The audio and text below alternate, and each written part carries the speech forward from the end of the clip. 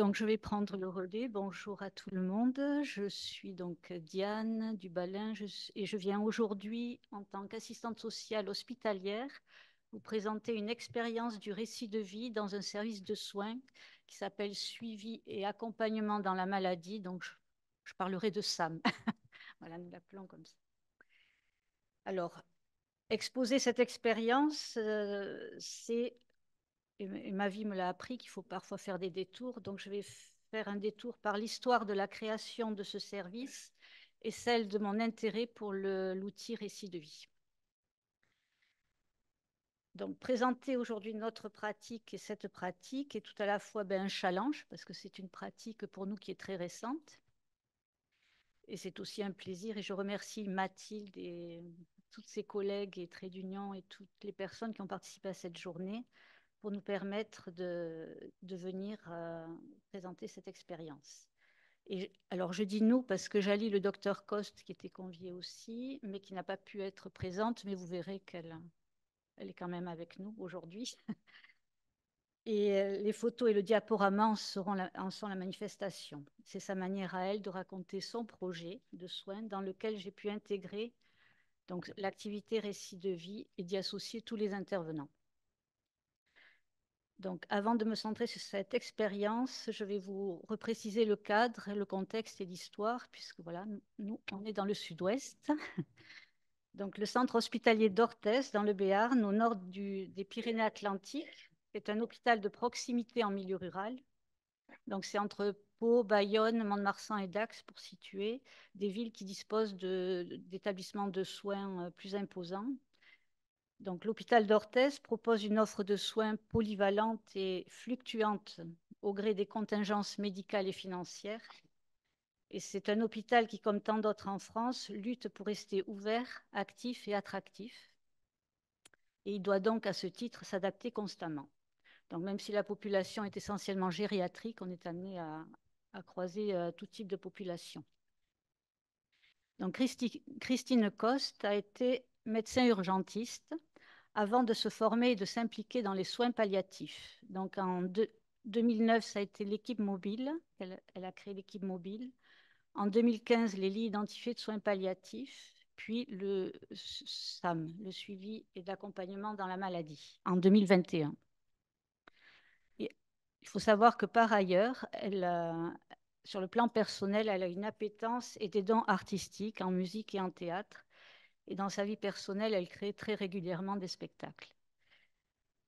Et donc en 2018, elle a répondu à un appel à projet et elle a mis ses talents artistiques à la création. C'est un appel à projet de la Fondation de France sur la démocratisation de la culture palliative. Et donc, elle a monté un spectacle, Fin de vie. Alors, fin, c'est F-A-I-M. On est bien avec notamment des soignants du centre hospitalier d'Orthez, volontaires pour cette aventure. Et j'en fus. Et à partir de là, elle mesure les effets bénéfiques de cette expérience sur les soignants. On en revient à ce que vous disiez. Le plaisir de jouer ensemble, de participer à un tel projet, de se dépasser, leur apporte un bienfait. Elle constate dans son quotidien, en côtoyant les uns et les autres après les représentations, que certaines lignes ont bougé pour eux. Elle prend alors conscience de l'intérêt de prendre soin des soignants et envisage alors un nouveau projet avec une intention particulière, c'est soigner autrement en permettant à ces derniers de s'exprimer par leur art dans le soin. Donc l'idée de la création d'un service où les soignants pourraient appliquer une compétence acquise par choix, par intérêt sensible et personnel, en supplément de leur qualification, germe à partir de ce moment. Parallèlement, Christine Coste a suivi un DU en médecine intégrative en 2021-22. Et donc, c'est dans cette dynamique qu'elle a créé le SAM en 2021, en mars. Donc, le SAM est rattaché administrativement à l'hôpital de jour de médecine à orientation oncologique et génère donc un financement de ce type. Il en est un prolongement. Donc, cela a été un moyen facilitateur pour sa création. Calqué sur la notion de soins de support en oncologie, la prise en charge se devait d'être pluridisciplinaire et proposer en parallèle, donc en support, des thérapeutiques médicales et paramédicales classiques. Donc, elle précise que le SAM, donc suivi accompagnement dans la maladie, se veut un exemple de médecine intégrative en transdisciplinarité. Et ce service s'adresse à toute personne atteinte et concernée par des pathologies chroniques ou évolutives. Donc, il y a beaucoup de personnes touchées par le cancer, mais ça peut être des maladies musculo-squelettiques, des atteintes rhumatologiques, des AVC, des maladies neurodégénératives. Et nous avons été amenés à rencontrer aussi des personnes atteintes de Covid long. Par contre, les pathologies psychiatriques et la pédiatrie ne sont pas concernées. Donc, le service du SAM se situe dans un lieu dédié, situé hors les murs de l'hôpital, dans des algécos réfléchis et conçus pour ce service. Les pièces et les couleurs ont été décidées vraiment pour ce service. Donc, il y a un bureau de secrétariat et d'accueil. Il y a 4 bureaux pour les 4 intervenants de la matinée. Un espace d'accueil, de pause et d'échange et de rencontres dont l'atmosphère se veut sereine. Et il y a l'arbre du SAM, fabriqué par Christine Coste, qui permet d'accueillir les maux des patients qui le souhaitent. L'équipe, dont vous allez faire la connaissance, se compose de 3 médecins et des soignants qui exercent une discipline annexe et complémentaire à leur qualification de base. Donc l'aide-soignante qui est chargée de l'accueil, des médecins, donc Christine qui fait au niveau de l'art, mais il y a des médecins qui utilisent l'acupuncture, un autre le karaté, des infirmières qui pratiquent l'hypnose, une ostéopathe. Il y a, les 2 aides-soignantes ont été formées en toucher massage.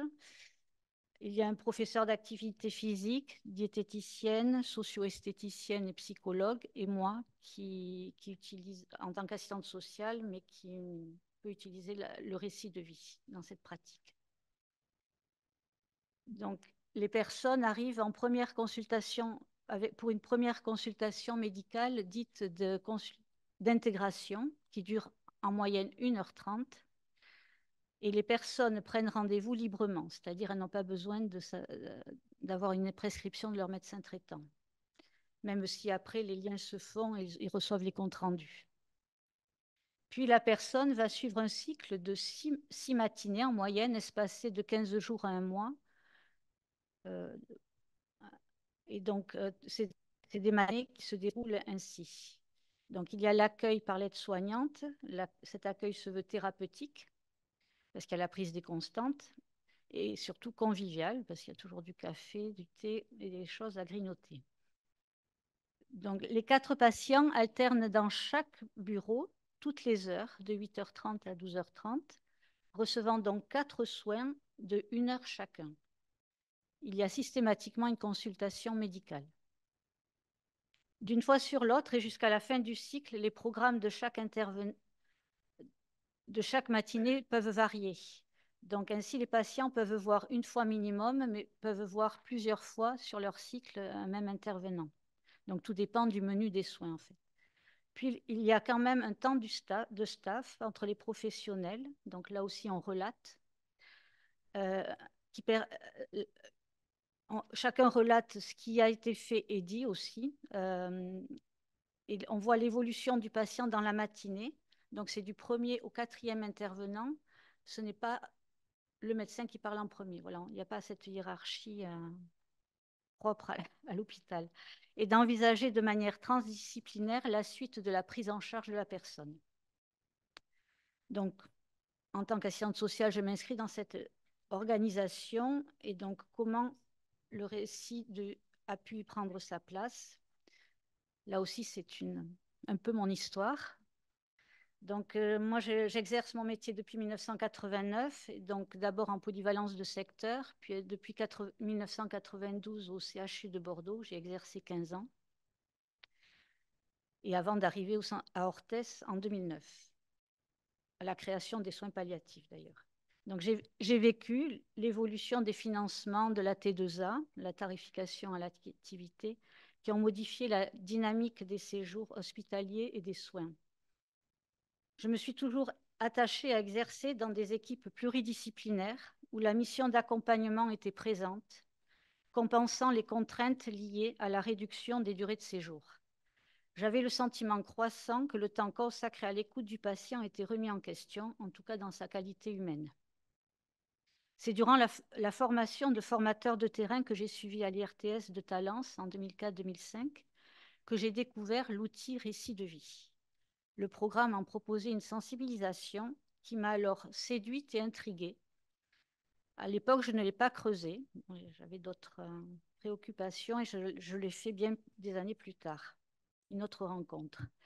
Puis le contexte général hospitalier, cumulé à une surcharge de travail, m'ont conduite à un épuisement moral, voire professionnel, se traduisant par un questionnement sur le sens de mon activité, sur le cœur de mon métier. Le temps pour l'écoute de qualité pouvait se faire dans les services de soins palliatifs. De par leur philosophie, l'approche du récit de vie prend une place réelle, mais cela ne compensait pas mon mal-être. Donc c'est en m'ouvrant à certaines activités que j'ai cherché à mieux être tout en maintenant l'ancrage dans mes valeurs. Donc, dans une démarche personnelle, j'ai débuté une formation d'écrivain public et travaillé sur la psychogénéalogie. Au niveau professionnel, c'est en cherchant une formation qui me permettrait de m'arrimer à ces valeurs auxquelles je tenais tant de métier, à savoir le relationnel par l'écoute attentive, que j'ai retrouvé l'outil récit de vie. Voilà, en farfouillant, je cherchais une formation et voilà, j'ai retrouvé la notion de récit de vie et ça m'a parlé tout de suite. Donc j'ai fait la demande pour le diplôme universitaire Histoire de vie en recherche et en formation. Ça, c'était en 2019. Parallèlement, l'ouverture du SAM m'a permis d'intervenir dans une autre dimension temporelle, offrant un autre rythme et une autre approche.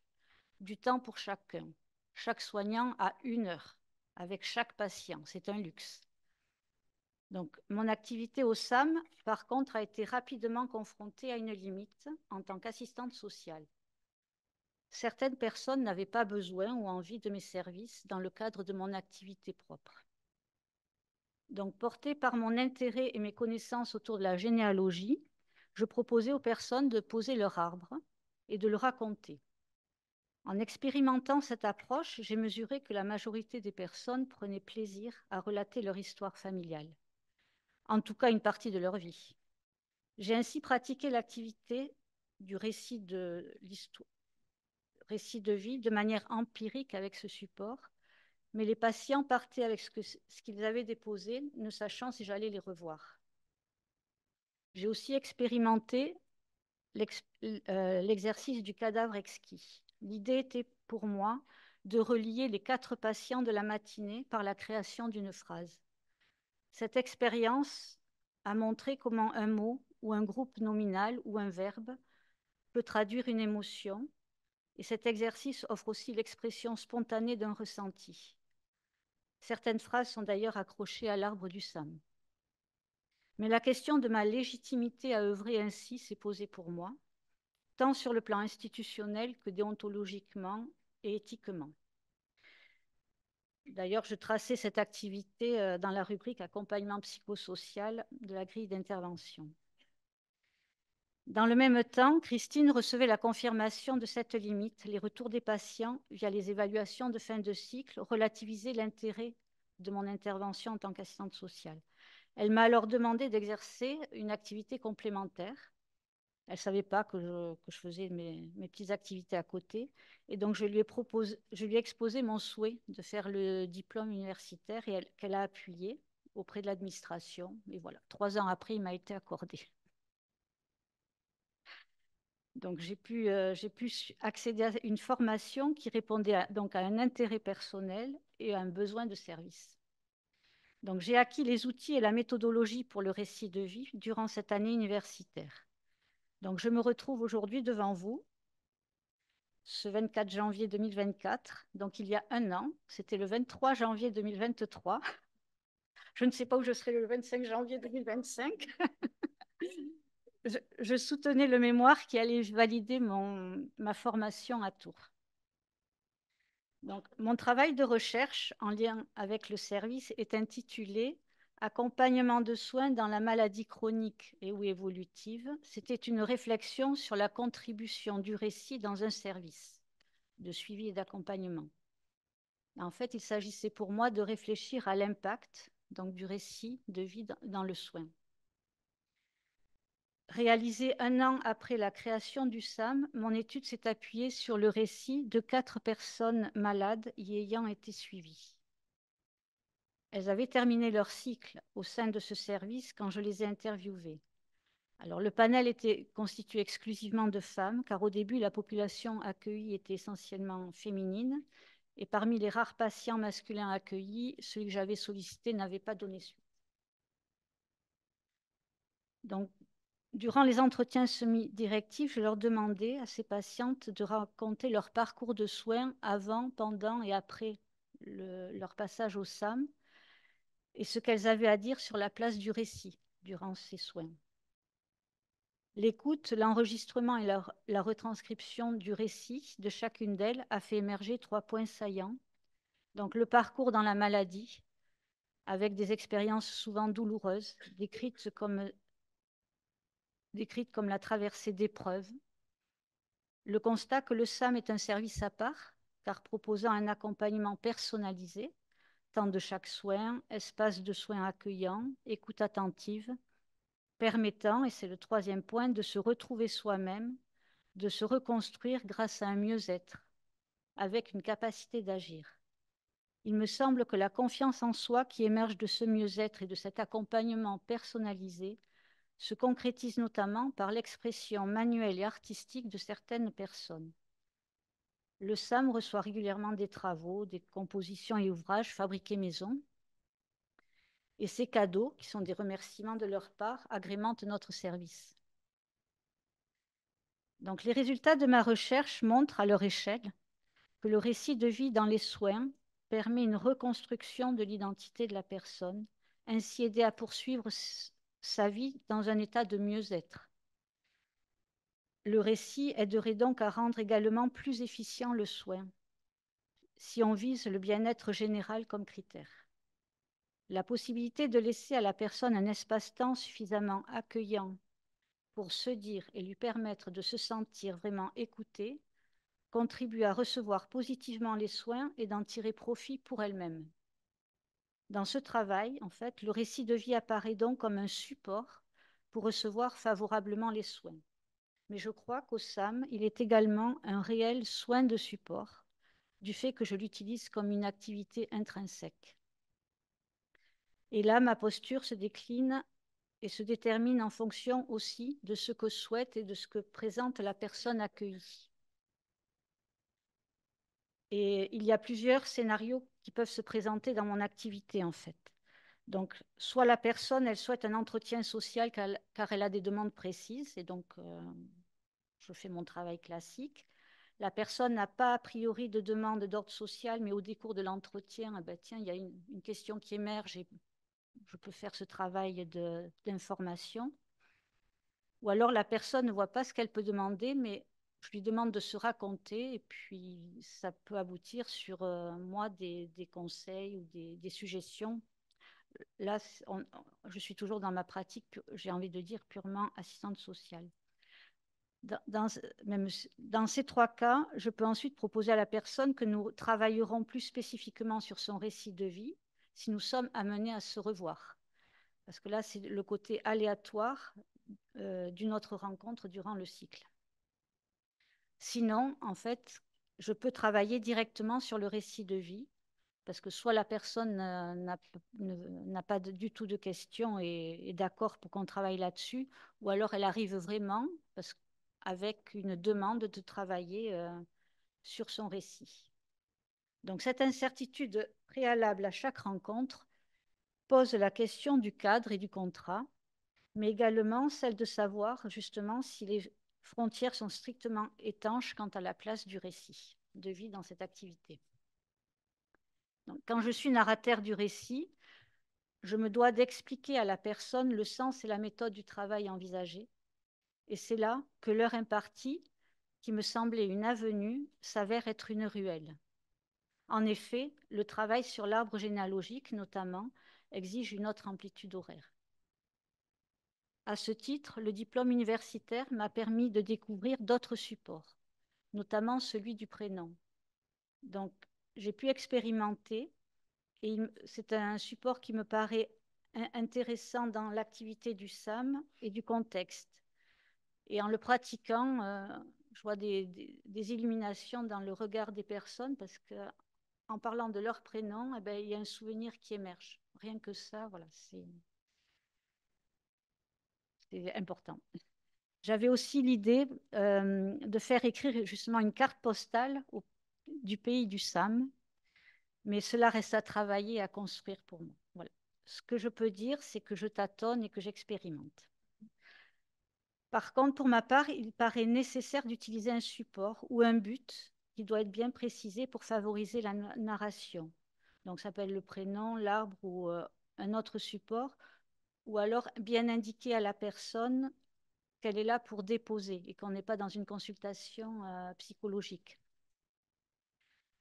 Donc, le support, il me semble, aide à admettre cette distinction pour éviter les confusions et les réticences aussi. Ainsi, j'adapte en fonction de la personne, mon attitude. Et la question que je me pose est celle de la formalisation justement de cette activité. Est-ce qu'elle doit être unique? Donc, Christine Coste envisage aujourd'hui de revoir les patients à distance pour qu'ils disent où ils en sont suite au cycle du SAM. Donc, nous avons commencé ces consultations dites de consolidation. Donc, 2 patients volontaires sont reçus une demi-heure par le médecin et 1 heure par moi-même. L'idée est de recueillir ce qu'elles veulent raconter de leur après-SAM. Donc, ça peut être autour de la maladie, mais ça peut être tout à fait autre chose. Avant-hier, j'ai entendu parler de la belle-fille pendant 1 heure. Voilà. Donc, au-delà du SAM, j'ai des opportunités aussi qui se présentent pour travailler. Donc, dans le cadre de mon activité au sein de l'équipe mobile de soins palliatifs, il y a un patient qui est intéressé pour que je le rencontre et que je recueille ce qu'il a à dire de son histoire parce qu'il a une difficulté à écrire maintenant. Donc, il serait intéressé qu'on fasse un travail ensemble. Donc, pour conclure, la pratique du récit de vie au centre hospitalier d'Orthez dans un service de soins a pu être possible grâce à des motivations partagées, des rencontres et des opportunités. Elle est à ses débuts. S'il lui faut donner davantage d'expérience, la question du temps consacré à cette activité doit se poser. Tout le travail préalable et postérieur au recueil du récit doit être soigné et pris en compte. Il s'agit maintenant de la faire sortir de la marge et qu'elle vive et s'exerce comme une pratique à part entière et reconnue pour le soin dans l'institution hospitalière. C'est mon challenge. Je vous remercie.